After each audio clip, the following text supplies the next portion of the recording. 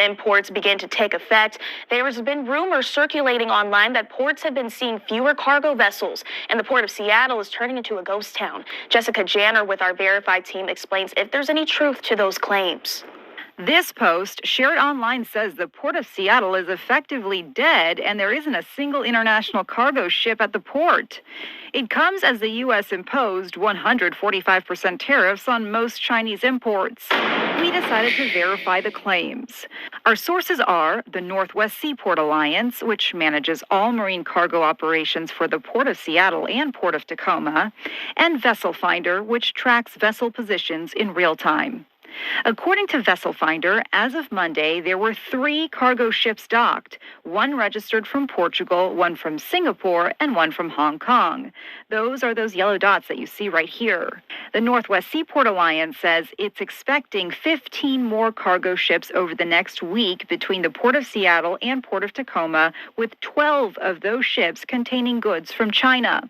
The Seaport Alliance says port traffic is up 7% in the last 30 days. But the forecast doesn't look as good. The last forecast I saw was forecasting out over the next 3 months, and each month was forecasted to be down around 25% per month. It says some ships are coming in with less cargo than anticipated, in some cases 30% lower. Unfortunately, we are beginning to see a reduction in the total number of containers coming off any particular vessel when they come in. The Seaport Alliance says it's hearing reports of canceled U.S. export orders, leaving some businesses scrambling to find other markets to send their goods to. Unfortunately, we've heard stories now of our agricultural exporters having to come back to the terminal and pick up containers full of agricultural exports to return back and store them as they wait for a customer. So we can verify the Port of Seattle is not a ghost town right now, but the Seaport Alliance says it will be closely watching what happens in the next couple of weeks.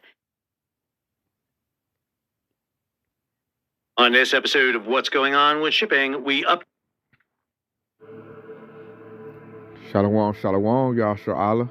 I want to start off first things first, and all praise and glory to Yahweh, Bahashem, Yahweh Shah, Bahashem Ra Kadash, which in the page of Hebrew tongue is correct names of the Father, Son, and Holy Spirit. Double honors to the apostle elders of Great Millstone, and shalom to you sister brothers living in this truth, and shalom to you brothers and sisters that's listening and studying to show yourselves approved. Woo, Yahshua Allah. So it looks like the Lord is plaguing this place. And you got to marvel at the works of the Lord, how he's doing this. Yahshua, you got to marvel at it. You know, they put Donald Trump as president, allow him to initiate a trade war, which affects trade. When you affect trade, you affect the economics.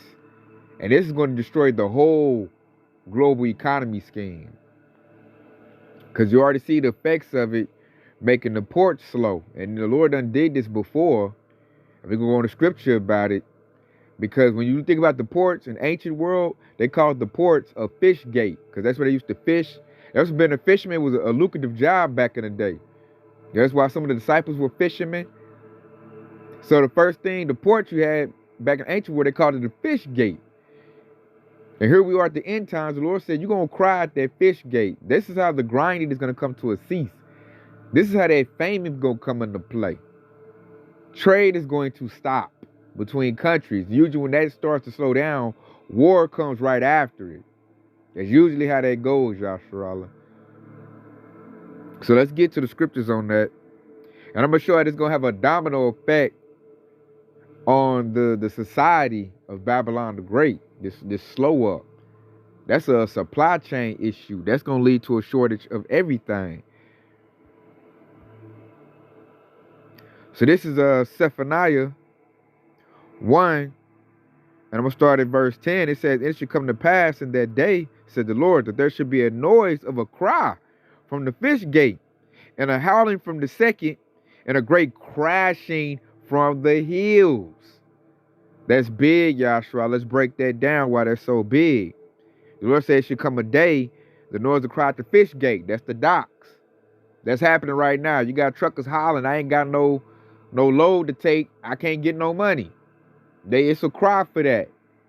It's somebody I know that's in trucking talk about, yeah, it's slowing up. Or they ain't trying to pay that type of money. The dispatcher taking all the money because the shipments is slowing up. And I like when it said, and a great crashing from the hills. That goes into type of rulership. The hills, you got the mountains, you got the hills. Hills is where they usually change their money at. So a crash in the hill, that's like a stock market crash. And everybody been saying it's about to crash. I mean, you can see it's about to crash. If no shipment is coming in, no supplies. The Lord doing blockade and siege right now. This place ain't getting nothing in. It's probably food coming in through them cargo ships. They're slowing up. It's drying up. This like the land of Egypt is drying up. That's the Lord starting to come against this place, Babylon the Great. He said he was going to destroy it. The first plan of action to destroy it is to block off supplies to it. Blockade and siege. And the Lord is doing that right now. And I mean strategically. He's making it where Esau doing it to his own self. That's masterclass right there, Yasharallah. I must say. And I'm going to go get this. Verse 11 says, how ye inhabitants of Maktesh, for all the merchant people are cut down. All they that bear silver are cut off. Did you peep that? That's big too. It said, how ye inhabitants of Maktesh. That's a town, I believe, in Israel. That's a town where they used to do the market, the trade. And it said, for all the merchant people are cut down. So that's all your buyers and sellers. Like we already seen that effect happening with your people like that make Gucci, Louis Vuitton. We're trying to let it be known like, hey, that stuff marked up. Buy to us. And then all of a sudden, they just probably gonna get out the game. It's time to cut tail. The merchants, that's people who sell stuff. If they don't get supplies, then they ain't got nothing to sell. So that's why it's a howling. They're gonna start howling. I can't pay my mortgage. I can't pay my car note. Like this is how the work gonna dry up, Yasharallah. It said all they that bear silver are cut down. That's going into money. One of the first mediums of money was silver. The Lord said, I'm gonna cut that off. And we already know they're gonna cut it off. They're gonna crash that dollar. This is how they're gonna crash the dollar. And they're gonna blame it all on failed tariff war. They're gonna go to a digital crypto. This is all strategic, Yasharallah. And the Lord is doing a master class today where this devil gonna crash his own money so he can put you on a digital money. And that's when that MOTB will be made mandatory. That's the move. That's where we're heading. That's where this thing is heading, Yasharallah. All roads point to the MOTB. That's what it's all about. And they're gonna see with the supplies being low, part of the government, military gonna have the supplies. They're gonna say, well, you can't get none unless you have, this MOTB. See, this is to put everybody out of work. That's what this is all about. Because once you don't have no supplies coming in, gonna let you a good indication, Yashua, let you know this stuff about to get bad. Look at your trucking industry, your truckers. If the truckers say ain't nothing there and they ain't making no money, because they're like, when you think about it, Yashua, a trucker is like a blood cell with oxygen in it, moving back and forth from the docks to the stores, the companies. The people come get the goods from the companies, and it's a back and forth, just like a body. Like how our blood cells move with that oxygen-rich blood, and this movement keeps the body alive. So if the ports don't bring in no load for these truckers, and these truckers ain't moving no more, that's like your body not getting no, your blood cells ain't moving, no blood circulation. What happens? Your body seizes up and you die. That's the Lord is doing to Babylon the Great, American society right now. If they don't make a deal, I'm not going to say they can't make a deal. They probably make a deal, make Trump like a savior. But as of right now, they got everybody on edge because they're shutting stuff off. They're doing something radical to bring up fear, to scare these people. Pretty much how they did the 1-9 situation, to scare everybody, make stuff low, and really make the population attack itself. And then Esau gonna come in and control the scraps, what's left over. That's how they're gonna roll with this. So check this out, y'all. This is gonna let you know that this place is drying out, it's dying, is what it looks like when you look at it. But I want to show you this right here. This happened like last month. I'm just not catching up on it, man. I'll make sure y'all up on it. But check this out, y'all. Another company shuts down? Seriously? 300 trucks? 575 trailers? Let me give you the information. Another one shuts down, and this time it's LTI Trucking Services out of Madison, Illinois. And just like that, 250 drivers are out of a job. Unfortunately, drivers were hit with the news on April 3rd. The company is shutting down immediately. No warning signs, no heads up, just a message telling them to bring back the trucks home. To their credit, LTI told drivers they won't be left stranded. The company worked with the bank to get trucks and drivers back home. That's the bare minimum, but still more than what some companies do. Drivers were given the option to work through the weekend if they wanted, but the writing was on the wall that it's over. LTI has been around since 2005. They ran refrigerated freight across the Midwest, the South, and the East Coast with 300 trucks and 575 trailers in their fleet. They were no small player. Over 20 years on the road, gone in a blink. According to FreightWaves, this wasn't just bad luck. It's a sign of what's happening across the industry. Freight rates are down, fuel costs are up, insurance and interest is through the roof, and the banks are definitely pulling back. LTI is not the first, and it definitely won't be the last. We've seen a wave of companies, big and small, shutting down in the last year. This economy is squeezing everyone, but trucking is getting hit hard. Imagine being a driver. You've got bills to pay, maybe a family to feed, and you find out that your company is over. The pressure, are you going to get your last paycheck or not, is running through your mind. That's the kind of stress most people don't understand, but in our industry, it's actually a reality. Now, if you're one of those 250 drivers, please feel free to reach out. I can definitely help with my connections and posting it internally, and also with other companies that I'm in touch with. We can try to help you minimize the downtime as much as we can. There's still work out there, and we'll do our part to get the word out. This shutdown is a reminder that the trucking industry is still in survival mode and has been that way for the last 12 months. Companies need to adapt, tighten up, and cut costs wherever they can. Because if they don't, this could be just the beginning of trucking companies going under in 2025. Make sure you're part of this channel so I'll update you on what's happening in our industry. I'm Ronan, and I'll catch you in my next video. So you hear that, Yashra? You got trucking companies, LTI, shutting down. What did they say? 250 truckers going to be affected. That's 250 people out of a job. You got UPS doing layoffs. You got all these companies doing layoffs at this point. You got businesses closing up, retail. That was already happening. This is only speeding along the process, Yashra. That's what this is doing. And it's just all about bringing in biblical prophecy. We're at that time. It's like a marker to let you know how close you are to your destination by looking at these prophecies, and it doesn't look good for Babylon the Great. But it's looking like we ain't got too much longer to wait. That's the great thing about it.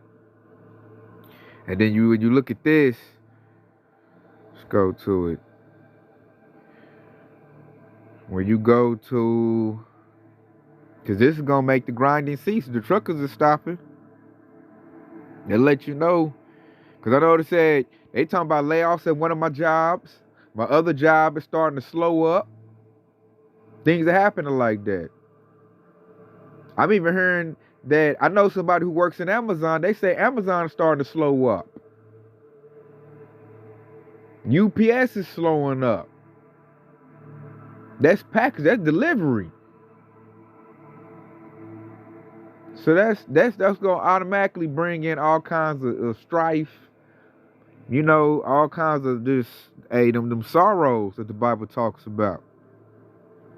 And check this out. This is Ecclesiastes 12:3. It says, in the day when the keepers of the house shall tremble, and the strong men shall bow themselves, and the grinders cease, because they are few. And those that look out of the windows be darkened. Let's break that down. Because I like when it said, and the grinders cease because they are few. That goes into these layoffs, Yashra. Ain't that many people working no more. And when they do these layoffs, say if you still left there to do a layoff, they're going to want you to do more work. And it's going to be harder because it's less workers. So it's about to be rough all the way around, whether you got a job or you don't got a job. And that's really going to lead to the temptation of the Lord. Well, Salaki, I really say temptation to Esau, should I say. But the Lord say we should be saved out of the temptations. Lord willing, we're part of that group. Because like I said earlier, this leads to the mark of the beast. And this is, I'm going to read Ecclesiastes 12:4. Before I just end off with that right there. Because this is happening as we speak. And it said, and the doors shall be shut in the streets. That goes in the markets. Your markets closing, retail apocalypse. And it says, when the sound of the grinding is low, you know, you ain't going to hear that much work. There going to be that much work out there. And he shall rise up at the voice of the bird. He going to rise with the bird. Ain't no reason to, you know, wake up. And he going to wake up when he feel like waking it up. And it said, and all the daughters of music shall be brought low. You know, the music industry is crashing. Ain't nobody having fun in that. They all depressed. That's why the music is bad. This is the worst music that's ever been coming out at this time. Like, some music that's kind of cool is like far few and in between.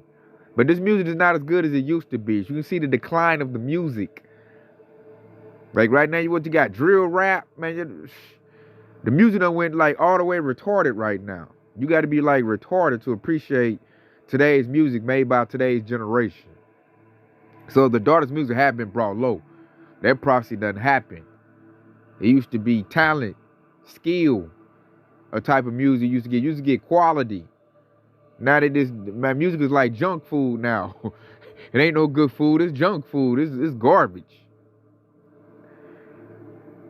So we're definitely in those times, Joshua. I'm gonna keep my eye on this too, and I'm gonna just might do a lesson reporting all the layoffs because it's a lot of that in the air right now, and it's gonna be like that because it's about to be shortages. Babylon Great is about to experience shortages of things based on policies that's been enacted. Really based on biblical prophecy coming to pass when you really think about it. So with that, you know, I hope it's been informative. I hope it's been edifying. I want to say, Koran Yashar Allah, and stay locked in because your Yahweh Shah is quickly on the way. Shalom, baby.